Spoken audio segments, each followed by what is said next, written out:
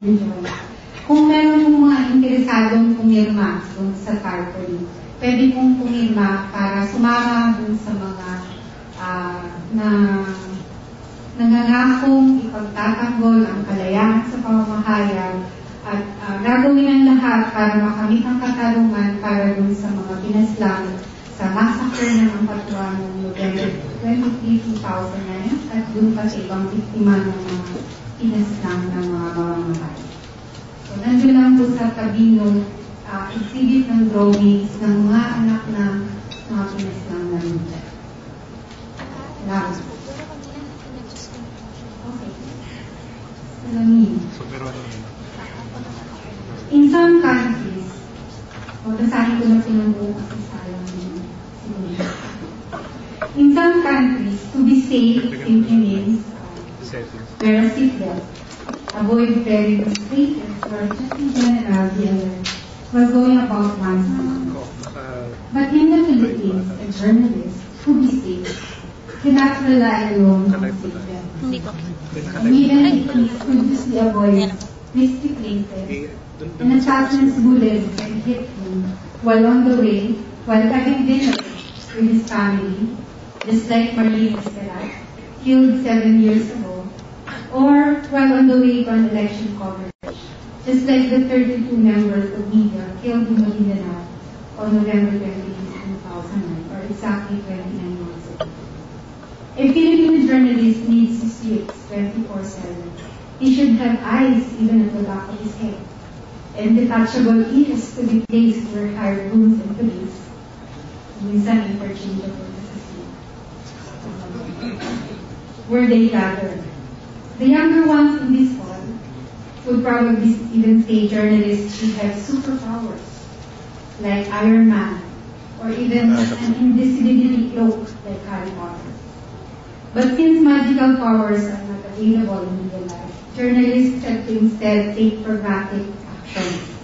And anyone would say that the most commonsensical thing to do is to take a really good look at why attacks against journalists continue and take the necessary measures. But real life, after all, is not so simple, not for the Philippine press.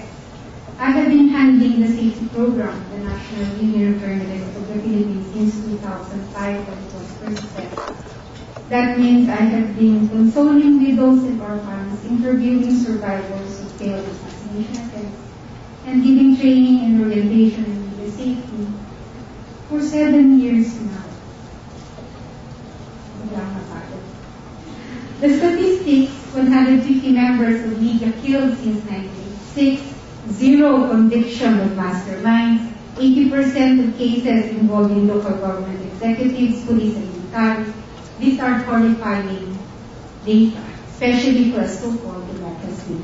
Put this together with accounts of incompetent and biased investigation and prosecution.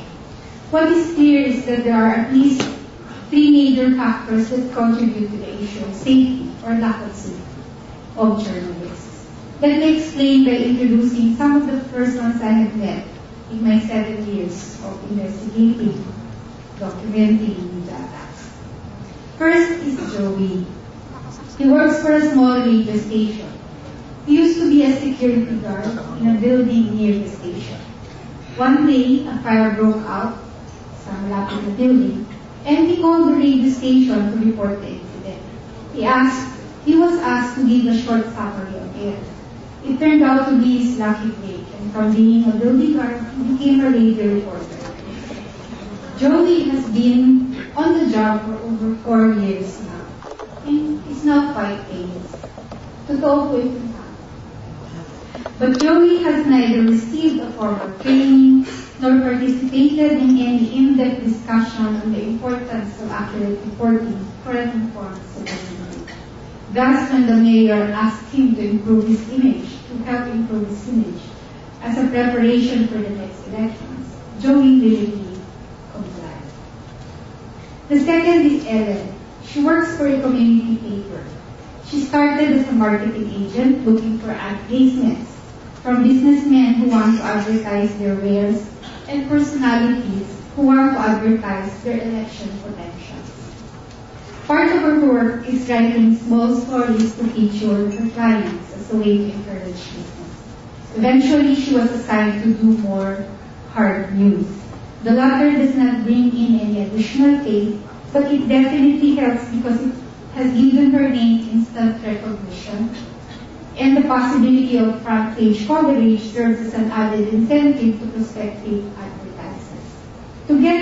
To earn more, Ellen offers as a package box ads and news coverage guarantee for all her advertisers' activities. These are two people facing different situations. The commonality is that they both prove that media safety is not a simple issue to solve. There are systems within our newsrooms that I strongly suggest should be reviewed, such as the hiring of untrained individuals and unbothering to educate them in basic journalism, not segregating the marketing and news reporting functions, which has often led to one-sided reporting and even manufactured news. Then there's the age-old problem of not paying reporters regular wages, but demanding exclusivity. How the heck do we expect them to be strong in the face of enticing bribe offers if we are not paying them enough to live decently? How do we expect them to practice multiple sourcing, do extensive field work, or take time to develop stories when we do not have sufficient resources, even for practical needs, such as transportation and communication? The third person I would like to introduce is Leah. She was with her father 4 years ago when two men on a motorcycle stopped and shot her father dead. She was the only eyewitness. She is now 10 years old, which means she was 6 when the incident happened. A witness who saw the suspects together prior to the killing simply disappeared.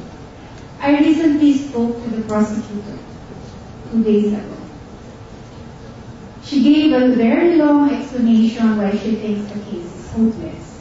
But when asked for details, it turned out she had not even spoken to the officer who investigated the case and had not even bothered to look for the missing witness.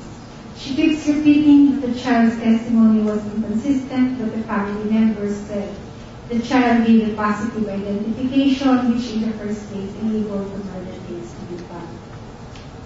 Leah and other families of murdered journalists face an almost insurmountable problem, impunity. Campaigns by the NJP, Ppi, the Center for Media Freedom and Responsibility, and other advocacy groups have helped popularize the word, and yet they seem to have barely made a dent in ending impunity. What is clear is that institutions that are supposed to protect the citizens and bring justice to the aggrieved are not working. We have prosecutors who rely on witnesses to magically appear, investigators who mysteriously lose evidences and witnesses, and government forces unable to serve warrants to suspects who are still loitering around, eating at McDonald's. But this is not exactly surprising if you have a presidency that promises adherence to transparency and anti-corruption, but is hesitant to actively support a freedom of information law, something that would have encouraged an environment where freedom of expression is protected and journalists are not murdered for a mere 2,000 pesos, reportedly the going rate for an assassin's hit in many areas. To sum up, attacks against members of media are results of several factors: unethical practices, exploitative working conditions, and newsroom policies that lead to journalists finding themselves in vulnerable conflict of interest situations.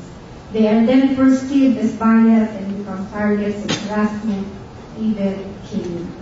It doesn't help that the police and the courts are so weak, and the political leadership is perceived as wishy-washy in its stand on human rights violators, including killers and terrorists. And at the risk of giving you a somewhat disjointed presentation, I would like to introduce another issue that I think is related to safety and well-being of journalists. This is journalism trauma. The NGP has interviewed over 40 journalists to survey just how big an issue this is for Pinoy journalists. After all, we grew up covering armed conflicts, bungled police operations, senseless accidents, and disasters